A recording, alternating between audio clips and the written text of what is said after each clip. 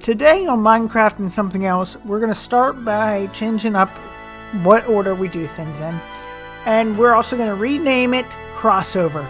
So today on Crossover, we're going to be remaking a minigame from Pokemon Stadium. So the minigame that we are going to be remaking, let's just keep it on normal, we're going to be remaking Rock Harden. And Rock Harden is a simple game. You play as either a Metapod or Kakuna with rocks coming down, and you just gotta harden to keep yourself from getting squished. But whenever you do so, you lose a little bit of health. So you lose health no matter what, but if you time things right, you can minimize the loss of health.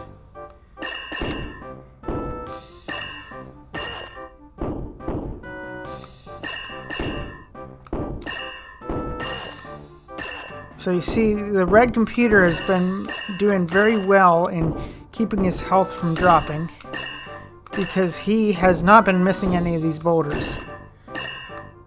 And I am about to die from hardening. Alright, so let's see how we can make that in Minecraft.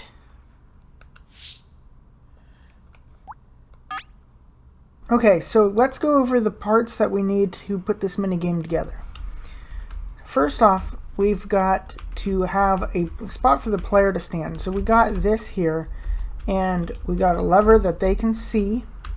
Now this lever will toggle this torch. The observer sees that and powers the piston real quick. The piston will move, well, actually it's a sticky piston that will move this. Now this slab is here to protect the player, and it has to be a bottom half slab because we're going to be dropping anvils on it. If it's a top half slab or something that doesn't break the anvils, then we're going to get anvil buildup, and we don't want that. So when you hit that, it'll pull it back, and that's going to be our equivalent of using Harden. Next, we need to have a machine that can store anvils. You can see the actual machine back there, but we're going to be demonstrating with the test build that I have here first. So right here we got something that I thought I might have been using, but I didn't end up using that. Or maybe I did. I might have messed up. Okay, anyway. Okay, so what happens is that every time this block is moved, these are changed. And what happens is this block powers this block. And this block, if it's powered, then these torches turn off. If these torches are off, then these torches are on, and it just flips it back and forth because this is powering this block, making the block power the torch, turning the torch off. And since this block isn't, or since this torch isn't on, then this block isn't being powered, so the torches are on. And it just flips back and forth, and we use that input to decide whether or not we want these sticky pistons to have pushed out a block or pulled them back in. And if I grab some anvils, we can drop them on here so you can see that working.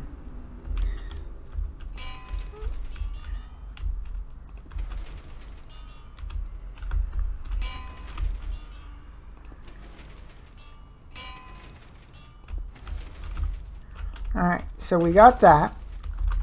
Now we needed something to randomize it. We don't want just a constant incoming area of anvils. We want them to come in at random times because those rocks come in at random times.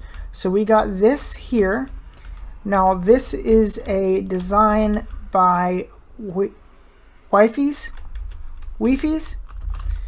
So I'll have a link to this in the description so they can explain it to you in their video instead of me taking it because it's not mine to explain. So let me demonstrate this real quick. So when the machine gets a signal, it'll randomly decide whether or not it's going to send a signal out. So there we go, it sent a single signal out, and there goes the machine that drops the anvils. Next we got a health meter. Now what this does is it takes a look at items in here. Now when you have items in a chest, a comparator can read that chest to be like, hey, this is how many items you have. Now I gotta turn that off. Now, something like this, when you fill the chest up with one of each of it, it doesn't really do much. You have to put a lot of it in. See how that just jumped up there? You have to put a lot of it in for it to start getting filled. And then when you turn off I turned off this hopper, so these are starting to come through it. Or I turned on the hopper by turning off this torch that turned off the hopper. And so now these are slowly trickling out, but they're coming out too slow. They're just coming out way too slow. Oh, you can't really do anything with that on a short timer. So the equivalent to a full stack of this would be 16 of something that stacks to 16, like snowballs or ender pearls, or one unstackable item. Oh.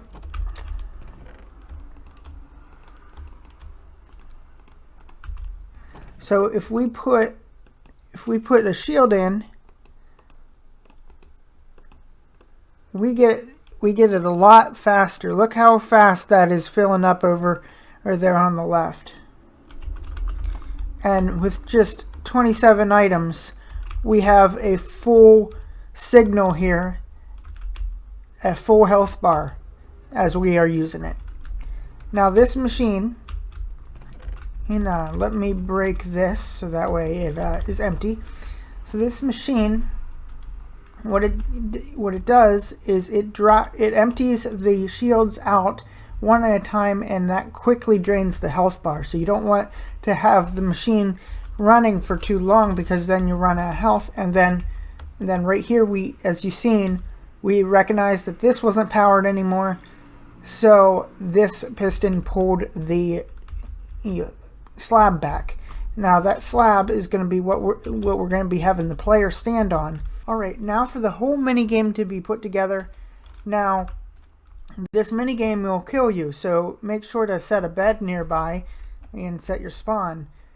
Additionally, if you want to last a little longer, maybe turn on a beacon. Okay, now let's do the actual machine. Now, this actually did not record the first time. I thought it recorded, so let's see. So I'm going to do a better job this time. So first off, we got the area the player stands. They stand on this chain, so that way they can see the lever without looking down too much, actually, because I want this to be in a good line of sight for them. Now, that being said, you want to be in an F5 mode to do that. Now, when you stand in this spot, you'll trigger the string. The observer will see that you're standing in the string, or the string, more precisely, that the string has an entity colliding with it, and it will send a signal here that will push this block to here, turning on the machine and activating this clock, which operates like this, where they activate each other continuously because they're turning on and off, and seeing the other one turn on and off turns them on and turn off for a second, and because that's how they work, you know. So that feeds into the randomizer, and then when the randomizer randomly decides that it's time, it'll light up this string here, well, not string, but this line of redstone, and it activates these two note blocks and the repeaters coming out of them. This one's just for show. I wanted you to be able to see this and this at the same time, both the timing and the health. This one is the functional one. Now once it gets here, this observer moves the redstone block, and whenever it moves it back to this spot, then it sends the signal up to the redstone torch tower and makes the anvils move. Then we've got the mechanism for having the lever affect the slab up here as well as the hopper here. And that lets the health bar drain. And then when it's empty, we take this signal from here and we pull the chain out of the way. So let's make sure we're in survival. We've got the beacon giving us some defense so we can actually play this game, and let's get it going.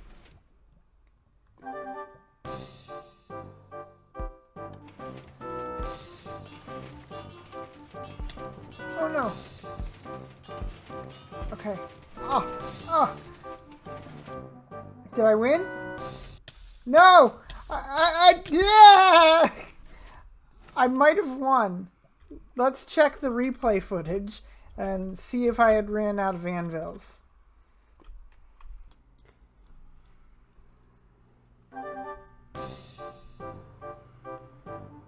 So you might notice that there's a spot where the anvil falls through a block right there, and that is probably why I lived until I died, which I don't know why I died. That should not have happened. But anyway, that's all I have to show you in this episode. So until next time, Crater.